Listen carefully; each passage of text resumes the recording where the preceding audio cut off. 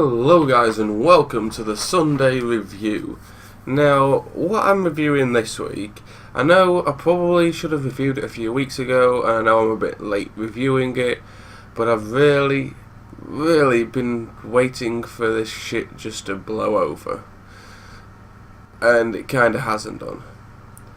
So, what I'm going to review today is kind of WWE SmackDown and one thing very in particular about it. So let's just go back a couple of weeks to SmackDown's latest pay-per-view and Backlash, where the show kicked off with Nakamura against Dolph Ziggler. Standard singles match, went on for almost 16 minutes, and I wouldn't say it was match of the night. It wasn't the greatest of matches, but it was a good, solid match. Overall, as a match, I was happy with that. I thought it was a fantastic way to kick the show off. So, I haven't really got anything bad to say about that. I mean, Nakamura is an absolutely amazing wrestler, and there's not many people that sell quite like Dolph Ziggler either. So, I'm happy with that. Then there was the Usos versus Breezango. Quite frankly, Breezango both went shooting. I am sick to death of these guys, and that match I even kind of skipped through it, just because genuinely I thought it was a joke. And I know WWE always have some weird people with some strange ass gimmicks. I mean, look at Santino Marella and just some of the stuff from the past, but this is just out of hand, this one. This is just fucking stupid. And if that's the level that WWE have to go to get laughs out of people, then they just need to give up, quite frankly. And Sami Zayn versus Baron Corbin, again, wasn't a bad match, it was okay. The Welcoming Committee against Charlotte Flair, Naomi and Becky Lynch. Now with Charlotte coming in as well, you'd have thought this would have been the big stand-up, getting a big push for them, but no. So it was a bit of a weird one, was that? I mean, I'm glad it only went on for 10 minutes, because I think that was quite frankly enough. Just like the Usos tag match only went on for 9 minutes. I'm sure that was 9 minutes too long. And then there was, following that, the Kevin Owens versus AJ Styles match for the Universal title. Again, standard singles match. Went on for 21 minutes, the longest match of the night. And I was watching that thinking that could actually go on for a bit longer. And I wasn't exactly happy that AJ lost on count out because he got his foot stuck in some cables, but it was the only way to do it without making AJ look weak and without Kevin Owens losing the title. So that was, I suppose, the best way to do the ending. So I wasn't overly thrilled about it, but I was happy with it, and the match itself was definitely match of the night. It was absolutely fantastic. I think it could have been a little bit better between the two of them, but give them more time, make it a good half-hour match at least, and make it for the WWE title instead of the US title. That'd have been an absolutely sound, solid, fantastic top match, which was then followed up by a 9-minute singles match between Luke Harper and Eric Rowan, which I like Luke Harper. He's a fantastic wrestler. I think he's one of the best that they have on SmackDown, quite frankly. And I know he beat Eric Rowan, but for Eric just to be kind of like, ooh, my mask, because I've got powers now, sort of shit. It was weird, it was wrong. Just another strange gimmick that they're going to run that I'm not going to be happy with. I mean, I've never been a big fan of Eric Rowan, I don't think I ever will be. But I'm waiting for him to show me something that I'll be impressed with. Just like I was kind of hoping to see the same sort of thing from Jinder Mahal. I was looking to be super impressed with him. But before I talk about this last match between Randy Orton going in as champion and Jinder Mahal with the Singh brothers for the WWE Championship, I'm going to go back a little bit in time now, and I'm going to just quickly talk about a brief history of Jinder Mahal. I mean, you're talking about the guy who came in as a jobber, didn't actually bring anything to the company. Then there was that whole 3MB thing, and everybody kind of loved 3MB. I wasn't a big fan of it. And then, basically their whole point as 3MB was just to lose to everybody. They were jobbers. They were shite. That was kind of the point. And then he left the company. He, I think, got sacked, or, well, maybe not sacked, but, you know, part of Vince McMahon's annual let's get rid of everybody thing. He was one of the ones to leave, and in that, it was gone for, I wouldn't say a long period of time, but it was gone for a while. And then, when he came back,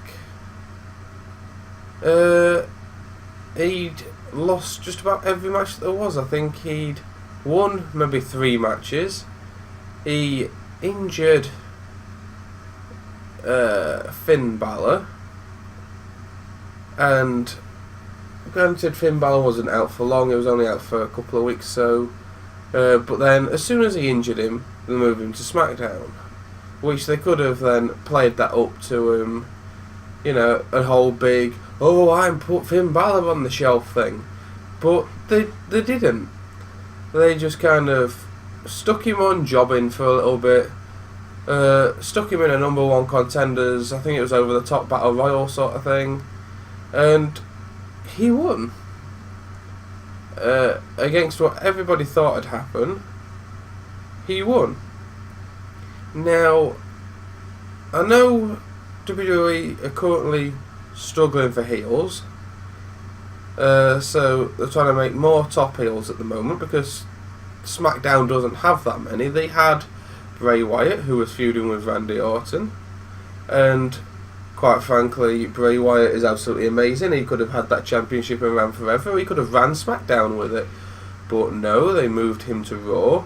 They then changed the match that they was going to have from a championship match to a non-title match in the House of Horrors, which, you know, fair enough if they're going to do that. But then they had Jinder Mahal come in and attack Randy Orton, which kind of shat all over Bray Wyatt. That didn't need to happen. Bray could have won that cleanly and it'd have been good, but they didn't. And then this whole build up to this title match that I was having here at Backlash, he stole the title, went for all the photo shoots with it. It was slightly interesting. I didn't see any great promos come out of it, but, you know, it was okay to watch. I was slightly confused by it. And then the title match came about, and, you know, the Singh brothers are there getting their asses kicked, getting thrown about, because that's what they are. Like, they're cruiserweights. I mean, when there's someone like Randy Orton taking on a cruiserweight, you know, they're going to get thrown about. It's going to sell well. It's going to be good. There's going to be dives, yeah, as Andy put it. So, you know, I was expecting that match to be genuinely shite, and quite frankly, we're all sick of seeing Randy Orton or John Cena as WWE champion, that we will accept anything that has them at the top. We don't want them at the top, neither of them we want at the top. We want something new, we want something different. We don't want Randy Orton, we don't want Cena, we don't want Brock Lesnar, who's a part-time and going to run away with the title for God knows how long. Hell, we don't want Goldberg as champion. We want someone who's there day in, day out as champion, and someone fresh and new. And that's what they gave us, guys. They gave us someone fresh and new. They gave us Jinder Mahal, the guy that since his return to the company had only won about 3 matches and had been jobbing to everyone for God knows how long. So now we have Jinder Mahal as WWE Champion. I kind of understand why they did it. They needed another top heel. Let's push the guy who claims to be from India, because we're moving into India, we're getting Indian TV deals, we're doing all this Shop WWE India stuff, and it'll sell a lot of merchandise, it'll push a lot of things. You know, it's a kind of good sales technique, it's a good sales pitch. But is it really good for the company? Because when everyone is so excited that Jinder Mahal's WWE Champion for something new, it kind of becomes laughable.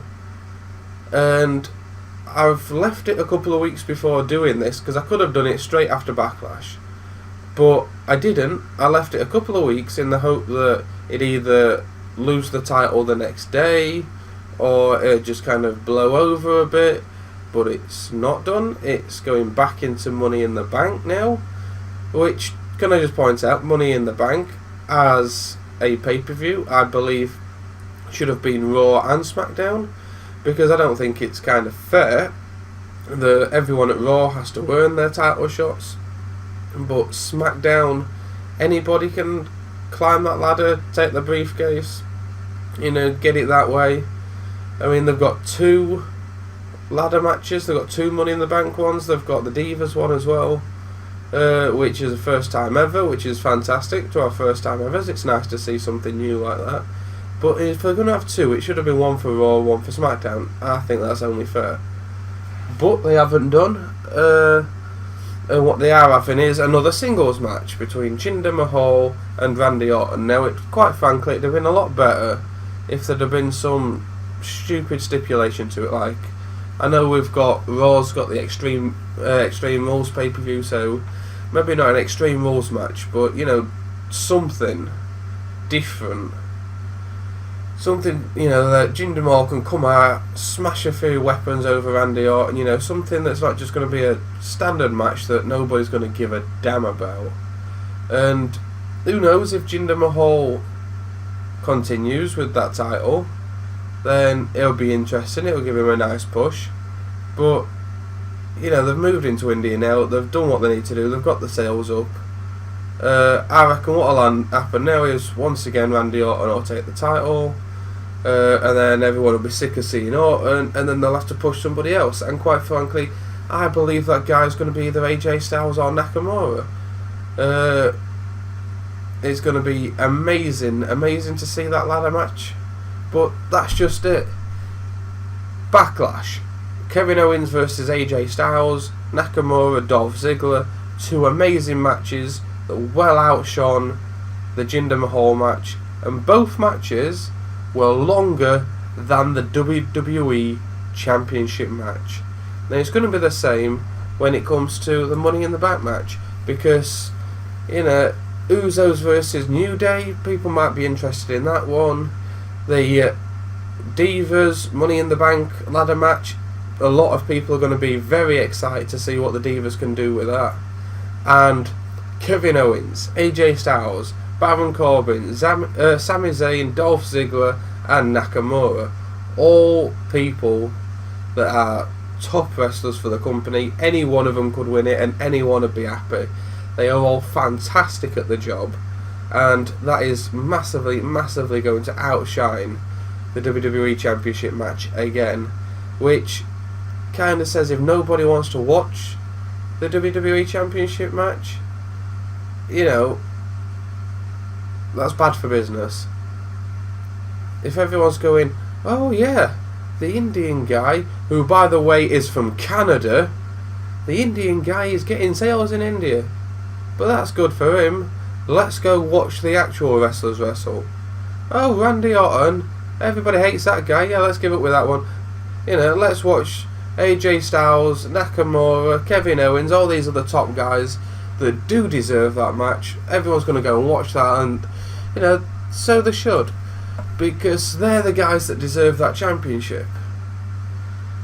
And again, after Money in the Bank, I hope this blows over, guys, and I hope WWE sort their shit out.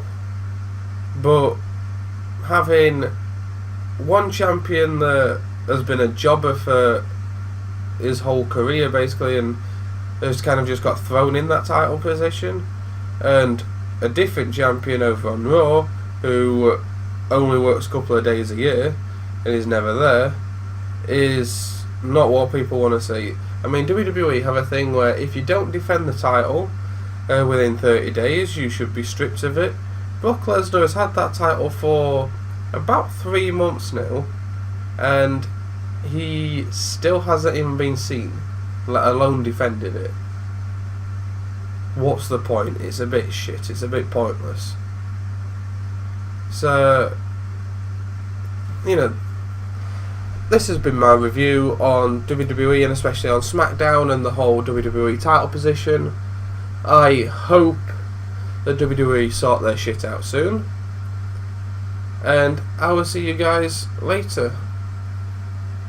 So, goodbye from me, goodbye to the WWE, and hopefully I'm not done watching wrestling just yet. See you guys later, bye.